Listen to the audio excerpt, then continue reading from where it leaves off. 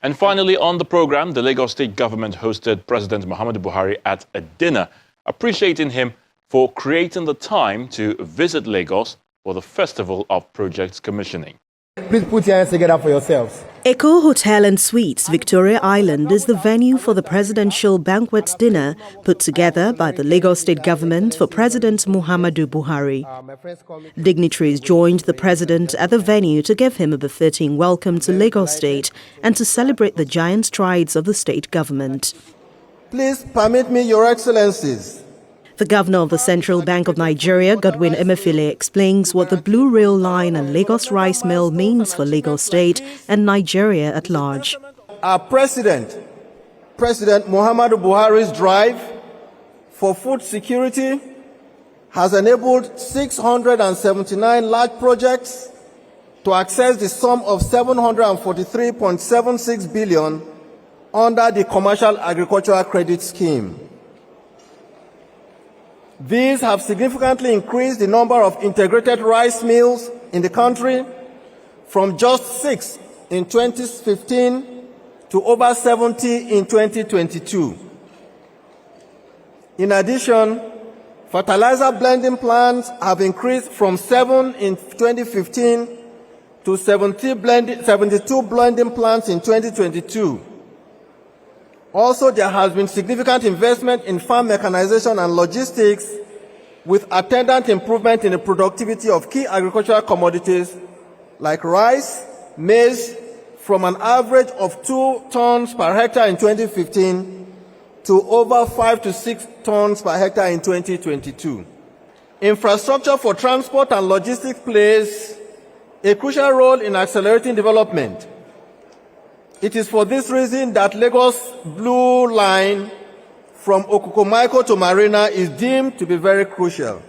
This 27-kilometer rail line standard gauge track with 11 major stations will irrefutably transform and overhaul the transport architecture of Lagos State.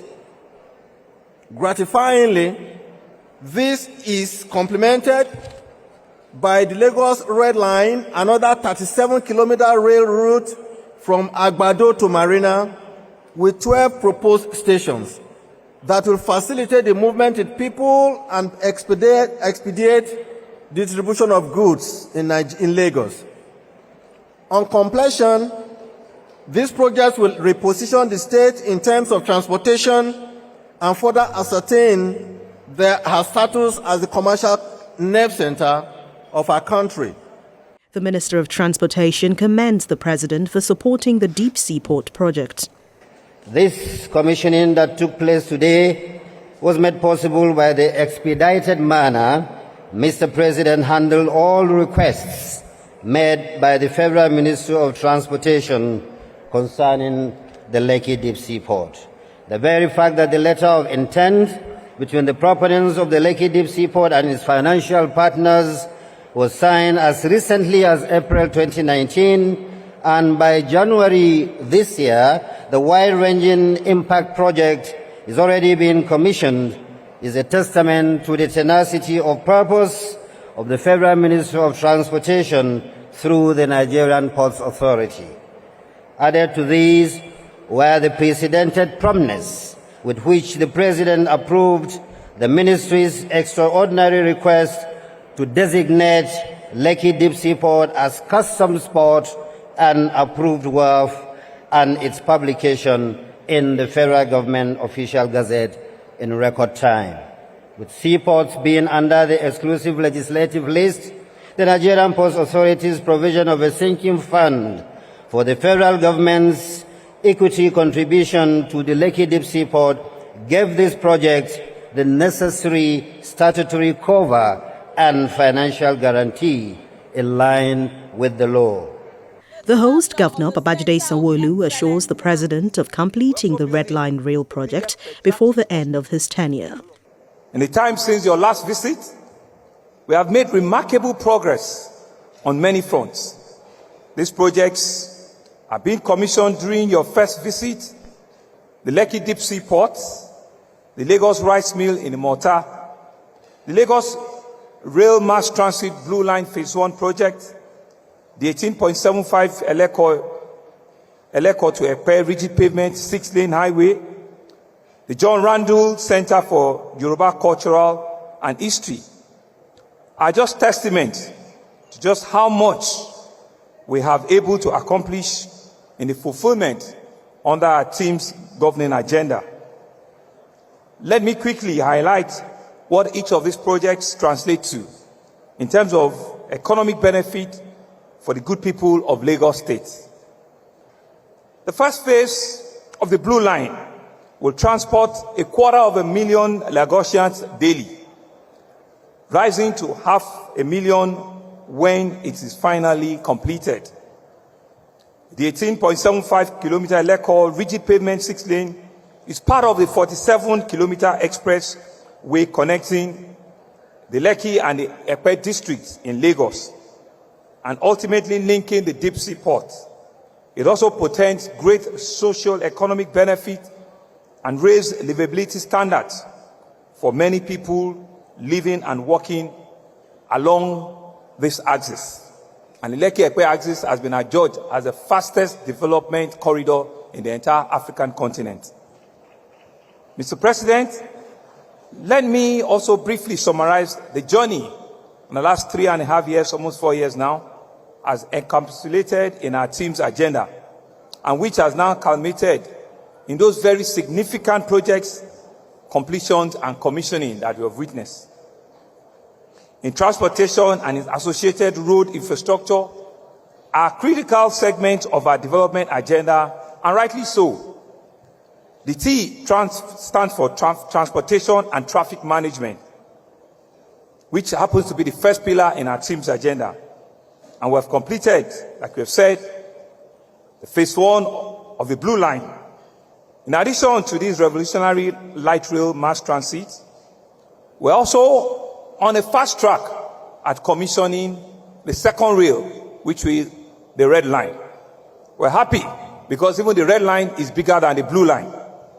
And we are hoping and we're believing that it will be completed before your tenure as President of the Federal Republic of Nigeria. President Buhari passes a note of commendation on the governor for the landmark project delivered to the people. Sanwo-Olu is all about solution, the definition of leadership that cares, project by project. Lagos was one of the pioneer beneficiaries of our road infrastructure tax credit scheme, which has transformed the Apapa, Oshodi, Oworong-Shoki Expressway and will deliver a brand new access road to the new Lekki deep sea port. Lagos has benefited from our Skook Bond project, the nearby Ahmadu Bello Way being one of the major roads reconstructed using Skook funding.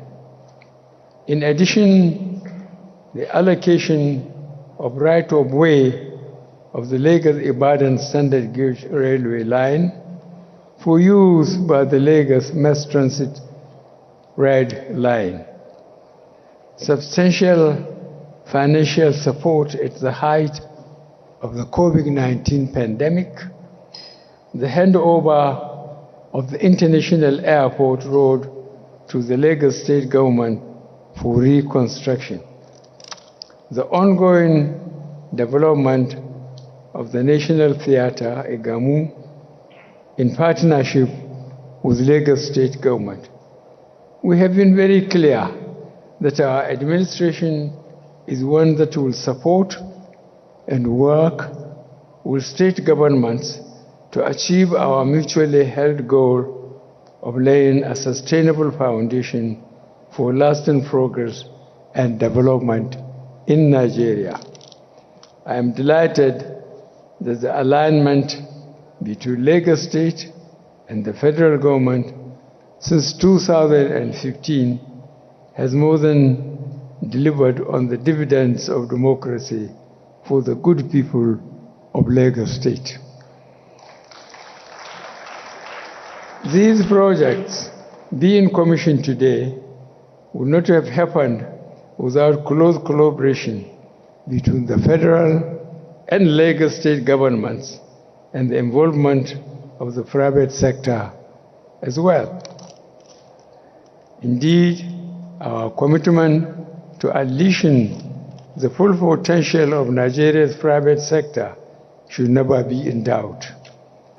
Let me note that the sheer number of projects lined up for commissioning during my visit to Lagos is impressive. I thank you, Mr. Governor, for keeping the electoral promises which you made to Lagosians. You have been a true ambassador of the progressive politics that defines our party and which has been the guiding division of our administration from day one.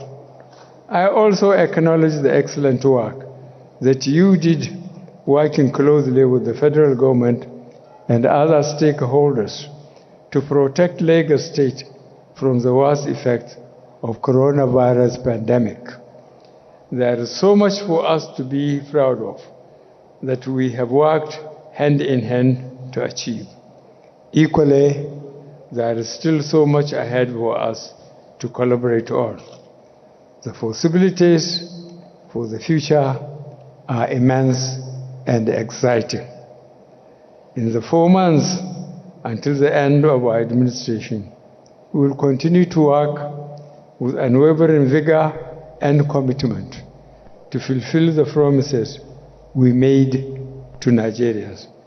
The number of landmark projects unveiled by President Muhammadu Buhari towards the end of his administration is indicative of the transformative and innovative approach to quality service delivery by the Sanwo-Olu-led administration.